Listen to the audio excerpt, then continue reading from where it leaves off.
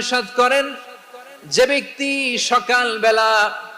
3 বার তেলাওয়াত করবে আউযু বিল্লাহিস সামিউল আলিম মিনাশ শাইতানির রাজিম, এরপরে সূরা হাশরের শেষ 3টি আয়াত তেলাওয়াত করবে, রব্বুল আলামিন ওই ব্যক্তির জন্য 70,000 ফেরেশতা নিয়োগ দিবেন যারা সারা দিন ওই লোকের জন্য মাগফিরাতের দোয়া করবে। শুধু এখানেই শেষ নয়, বিশ্বনবী ফরমান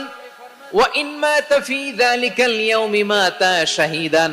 ওই দিন যদি ওই ব্যক্তিটা ইন্তেকাল করে সে শহীদ হয়ে কিয়ামতের দিন আল্লাহর সামনে দাঁড়াবে।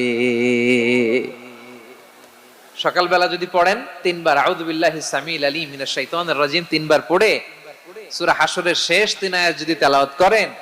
তাহলে আপনার জন্য আল্লাহ তাআলা 70,000 ফেরেশতা নিয়োগ করবে। সারা দিন তারা আপনার জন্য